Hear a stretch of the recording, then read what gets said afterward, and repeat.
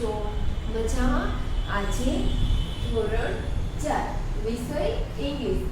આજે આપણે ગ્રામર શીખીશું. થોડું આપણે આજે ગ્રામર જોઈએ. તો તે ગ્રામરની અંદર આજે પ્રેપોઝિશન એટલે કે સ્થાનદર્શક શબ્દ એકદમ નવો ટોપિક છે. ખાસ ધ્યાનથી જોજો. તો પ્રેપોઝિશન, પોઝિશન એટલે કે સ્થિતિ. પોઝિશન કોઈ પણ પોઝિશન તો કે સ્થિતિ. તો પ્રેપોઝિશન એટલે કે સ્થાનદર્શક શબ્દ. તો કયા કયા પ્રેપોઝિશન છે તે આપણે જોઈએ. તો in, on, near, under, behind, between, in front of. આ 7 પ્રેપોઝિશનની અહીંયા આપણે વાત કરી છે. બહુ બધા ઘણા બધા પ્રેપોઝિશન આવે. અબોવ, ઓવરહેડ, બહુ બધા પ્રેપોઝિશન આવે છે. તો અહીંયા આપણે ખાલી આ 7ની જ વાત 7 પ્રેપોઝિશન જોવાના છે. તો આપણે શીખીએ કે ઇન એટલે અંદર. ઇન એટલે કોઈ પણ વસ્તુમાં અથવા કોઈ પણ વસ્તુની અંદર. તો એવું દર્શાવવા માટે, કોઈ પણ વસ્તુના સ્થાન દર્શાવવા માટે આપણે આ પ્રેપોઝિશનનો ઉપયોગ કરીએ. ઇન એટલે અંદર, ઓન તો ઉપર, નીચે, પાસે.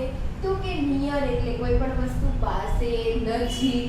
પછી અંડર, અંડર એટલે નીચે. બિહાઇન્ડ એટલે કે પાછળ, વચ્ચે.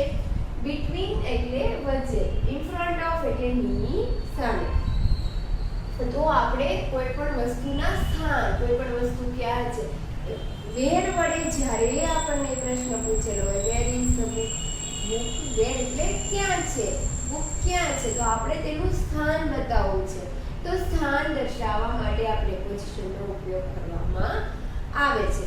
તો આપણે શીખીએ કે ઇન એટલે કે અંદર, કોઈ પણ વસ્તુની અંદર અથવા કોઈ પણ વસ્તુમાં. તો આપણે જોઈએ કે in the bag, in the water, in the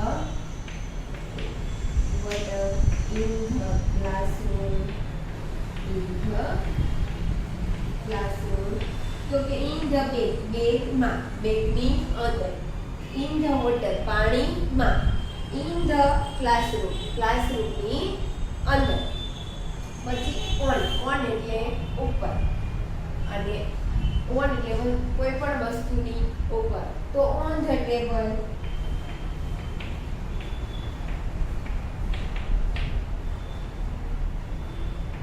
on the benches, કોઈ ટેબલની ઉપર, બેન્ચીસની ઉપર. તો કે Apple is on the table, સફરજન ટેબલની ઉપર છે. આપણે વાક્યો પછી શીખીશું, પહેલા આપણે શબ્દનો અર્થ સમજી લઈએ. નિયર એટલે કે પાસે. કોઈ પણ વસ્તુ છે તો પાસે અથવા નજીક. નિયર એટલે પાસે. તો near the garden, near the garden, near the gate, near the school, near the home વગેરે. તો કે ગાર્ડનની નજીક, ગેટની નજીક, ગેટ પાસે. ત્યારબાદ આપણે વાક્ય ચિત્રો જોઈને તેનું સ્થાન આપણને ચિત્રમાં દર્શાવેલું હોય તો તેના પરથી આપણે વાક્ય શીખવાના છે. પછી છે અંડર, અંડર એટલે નીચે. તો under the tree, under the tree, under the tree, ઝાડની નીચે. Under the table, under the chair, ખુરશીની નીચે, ટેબલની નીચે. તો ઇન એટલે અંદર, ઓન એટલે ઉપર, નિયર એટલે પાસે, અને અંડર એટલે નીચે. પછી બિહાઇન્ડ એટલે પાછળ, ની પાછળ, કોઈ પણ વસ્તુની પાછળ, કોઈ પણ વ્યક્તિની પાછળ. બિહાઇન્ડ.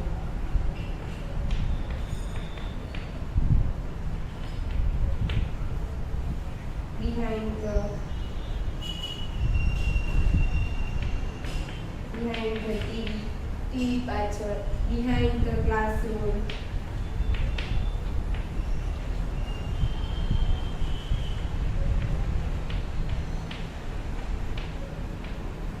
between એટલે વચ્ચે કોઈ પણ વસ્તુ છે કે બે વસ્તુની વચ્ચે between the book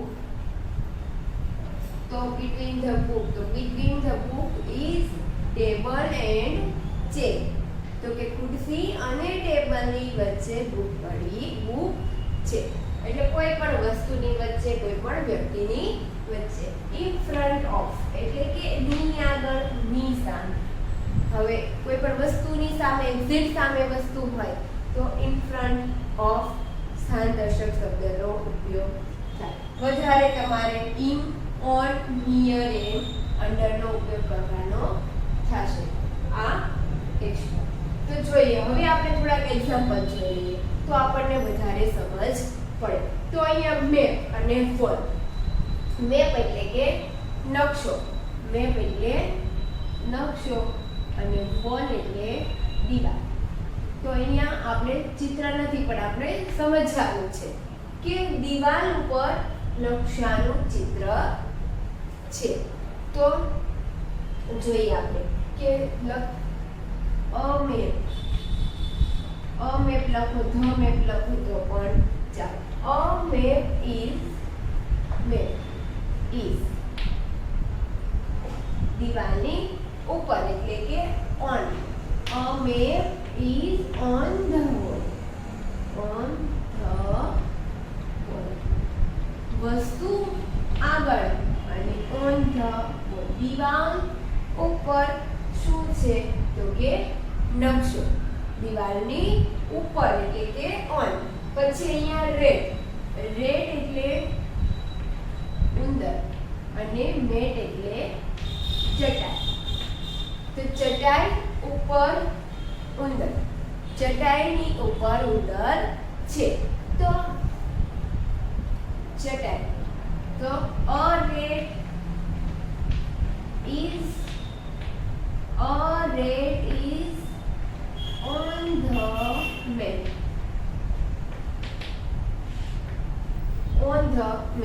ચટાઈ ઉપર ઉંદર છે અથવા ઉંદર ચટાઈની ઉપર છે પછી બોક્સ એટલે કોટ એટલે માટલું તો બોક્સની અંદર માટલું છે તો અંદર એટલે કે અંદર માટે in શબ્દ in preposition વપરાય કયું in તો a box is in the pot a pot એટલે કે a pot is in the box ની અંદર ફર્સ્ટ વાક્યની અંદર પહેલા વસ્તુ અને પાછળ જેના ઉપર અથવા જેની અંદર છે તે પછી ટેબલ અને બિલાડી ટેબલની નીચે બિલાડી તો જોઈએ કે a cat is ટેબલની નીચે છે એટલે કે under the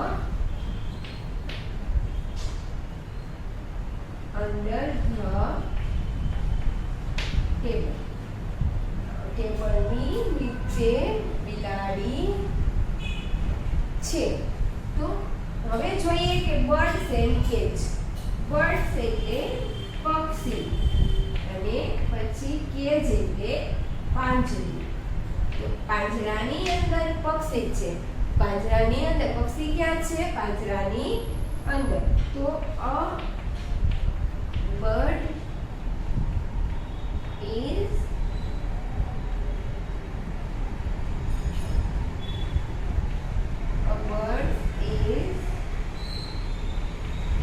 અંદર એટલે કે in the cage a bird is in the